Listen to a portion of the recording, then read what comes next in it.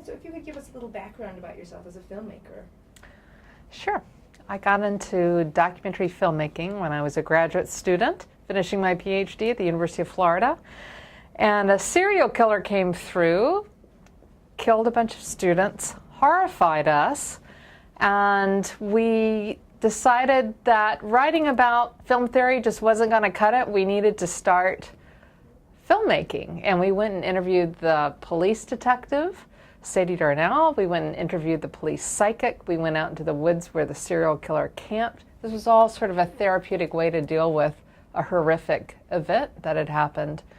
And we included media analysis as part of the film as well, too. And that actually was the first documentary film I made. The film is not very good. We put it up on archive.org. I wound up writing about it with one of my co-filmmakers who went on to keep making film as well.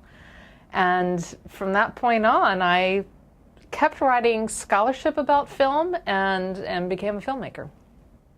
And through that process, did you kind of start to learn about the legal issues that documentary filmmakers need to know in regard to talking to the police and getting permission? What are some of those legal issues that you as a documentarian have come up against? Well, whenever you are interviewing government officials or,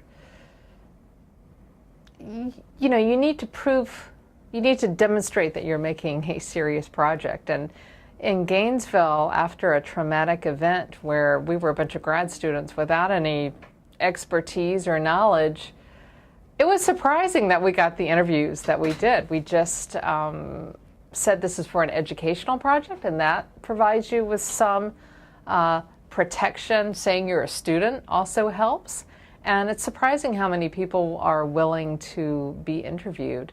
In terms of legal rights, I knew from the beginning that you need to have your subjects sign an agreement that they agree to be interviewed and for you to have use of this footage. Or you need to have them say it on camera.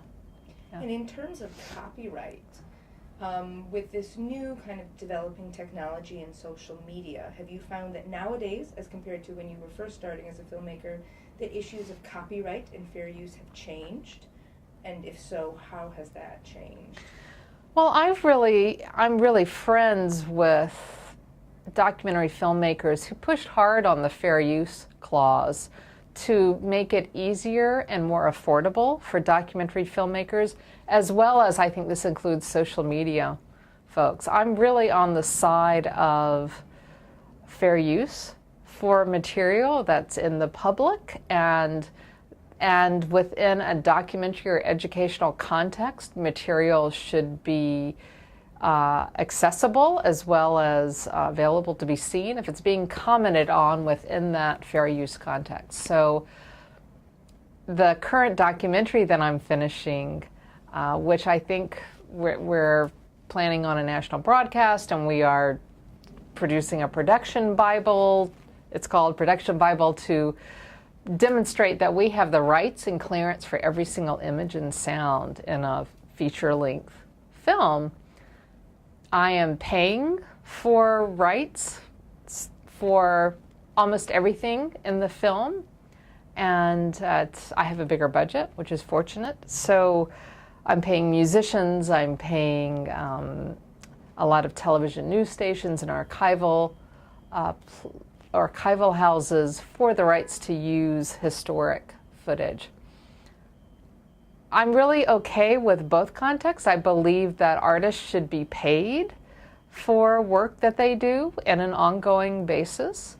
At the same time, I think most artists who are using footage within a fair use context are not going to make any money out of what they're doing. So I really think, I think both things are possible. It is going to be possible. No one's going to take my Flannery O'Connor, the film I'm finishing right now, and copy it and put it up on the web. I'm going to get compensated for it. And I am compensating the archival rights holders that appear in my film too. At the same time, I am fine with taking bits and pieces. that might be used in social media. So I really think there's room for both kinds of rights usage. Can you elaborate a little bit more on seeking permission, on what the timeline of that is, kind of how you need to present your case to the person you're seeking permission from? Well, the timeline starts from the very beginning of your project. So I'll give you an example. The documentary film project I'm finishing right now on the writer Flannery O'Connor, from the very beginning, we needed to have story rights, and we needed to negotiate access to both discuss her, quote her fiction and her writing, and then, most particularly, adapt and reenact some of the writing. We've done it with motion graphics and animation. So we needed to get permission from the trust for those rights from the very beginning, just to plan to do the writing of the film.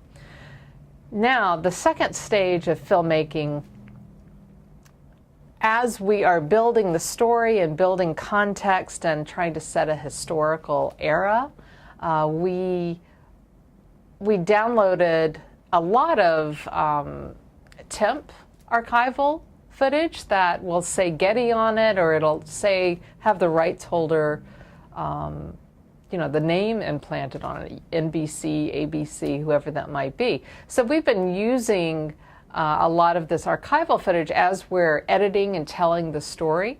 Now we're just now in the final post-production stages of replacing the archival footage and paying the cost, first for film festival distribution, and then eventually for perhaps theatrical, but certainly for television broadcast cost. So to do recreations and reenactments, you had to also get permission. Oh, absolutely. Yeah. Wow, that's a lot. Yeah. We hired artists to do the motion graphics with it. But before we went into that expensive process, we had the trust, the writer's trust, a contract that guaranteed we had the rights to do reenactments and to do motion graphics along with reenactments. Interestingly enough, the trust told us we could not do dramatic reenactments using actors visually. But I got the trust to say we could use actors for voice, for audio, which is good. And do you ever consult lawyers or legal advice before going in, or do you kind of wait and see what presents itself as the process is happening? Well, the trust had a lawyer who helped negotiate for the current film I'm working on. I have a lawyer now on the back end for, you have to get insurance and errors and omissions. We may have one fair use archival piece that I'm having a hard time getting the rights for from, I won't even say the name of the archive, because in some ways, archives get really upset if you try to make a fair use argument, because that means you're not going to pay them. But I need to have a higher resolution copy of what I want to use, so archives are now starting to charge you and have you sign a contract before they'll give you a higher resolution, because they know a lot of documentary filmmakers can now make a fair use argument and say, listen, I'm talking about this piece within a critical context, a critical educational context, which should mean you have these thousands of dollars of rights charges dismissed. You'll still have to pay to have the higher resolution copy, but you shouldn't have to pay, I'm paying tens of thousands of dollars for this film. So as I was saying, I have largely been fine with paying costs, but for this one holdup, I'm really close to saying, you know what, I'm just going to make a fair use argument. They may not be very happy about it, and I need a lawyer to sign off on that in order to broadcast it, and I have not paid this big giant archive the $10,000 or whatever they want for the rights for it. I will need to pay a lawyer, not quite as much money, but a little money to guarantee that I have fair use, that it's both music as well as some video that I want to use in a fair use context, and I need a lawyer to sign off and say, this is cleared for fair use. Now, kind of touching on legal versus moral issues in filming, if hypothetically you were making a documentary about obesity and you were doing a street shot and you wanted to focus on the larger individuals, what would you say in terms of how much you're using of an individual's body in terms of recognizable features? If you're filming, what is acceptable filming from the neck down, the neck up, anything in that world? That's a really interesting question. We actually had one of our interview subjects require that we shoot him from the head up for body issues that he had. And some people will demand that, and you're asking the question of ethically, what are your choices?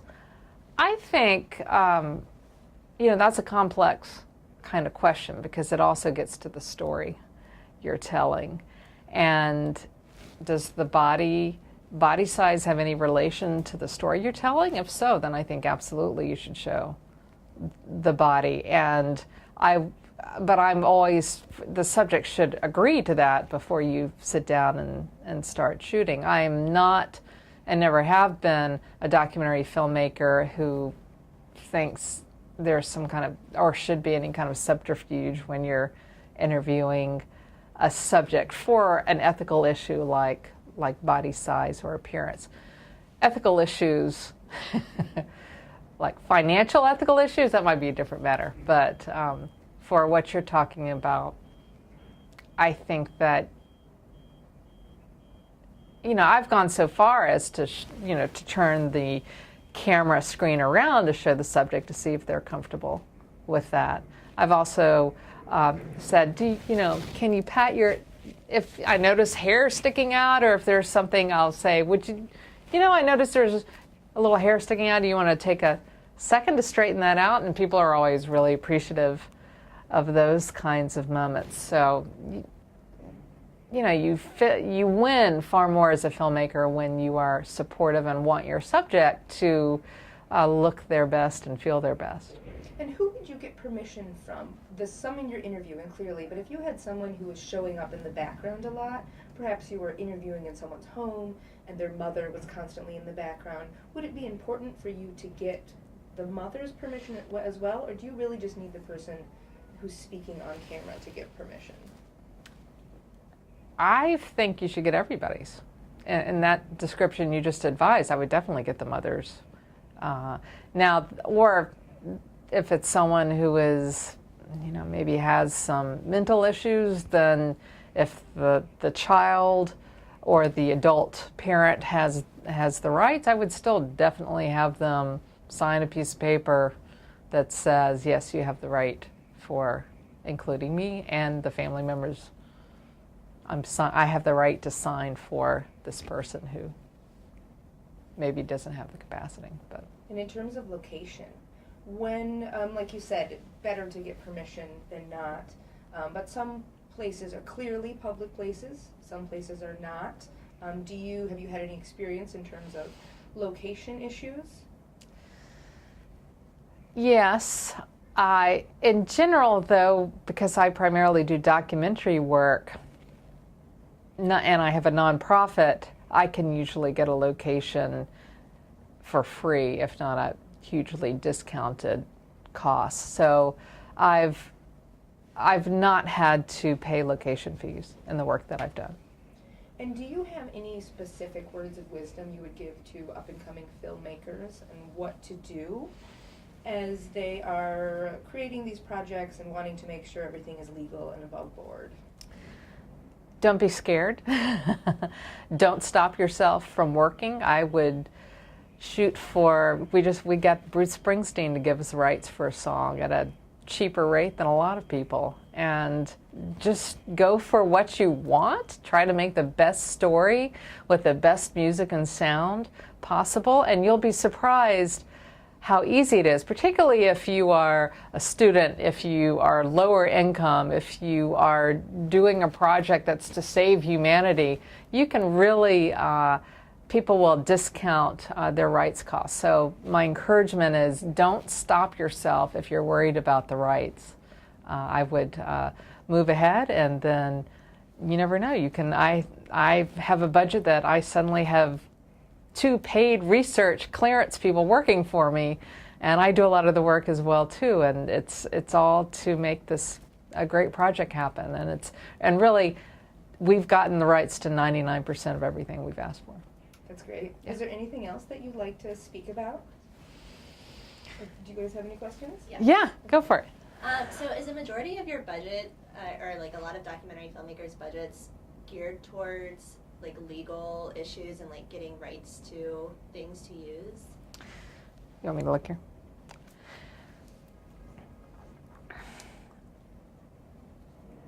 It's not a majority of the budget. The majority of the budget is for production, travel, cost. But it's definitely something to think about. I have a great musical composer for the Flannery film, as well as some individual songs like the Bruce Springsteen. And I tell you, the rights for the Bruce Springsteen and the other music is a little more than the cost of the composer.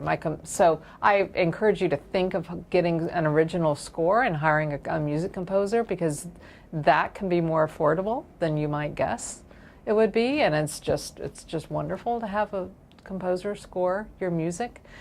In terms of, it really depends on your topic for archival cost and fair use. I really think that you can, and it's worth having a conversation with someone like myself who knows something about fair use, about whether or not this project, say you're using a lot of video game footage. I know of a film that had video game footage, well-known video game footage that was cleared to use under fair use. So I really think that you can lower the cost depending on how you use the footage and depending on the context that you set it up in. So just don't, like I said before, go for the story, the best story you think, and the best materials to include, and then see if you can work it out in there. I wouldn't worry about the costs, but there'll be a few costs. I have a question for you about errors and omission insurance. So can you tell us a little about the importance of it? Have you had any issues where you ever had to use it, where it's come up where there was an error in something, or something where that you would have had to take advantage of it, because that is something that people would run into with fair use and not fact checking and stuff. So is there any? This project I'm finishing now is the first really big budget that's headed for a national broadcast. I've had films that have broadcast nationally in other countries that, it just wasn't really an issue. Like, I found out one of these countries was rebroadcasting my film without paying me or that kind of thing. So I did not have errors and omissions. But this project, I'm buying errors and omissions footage for.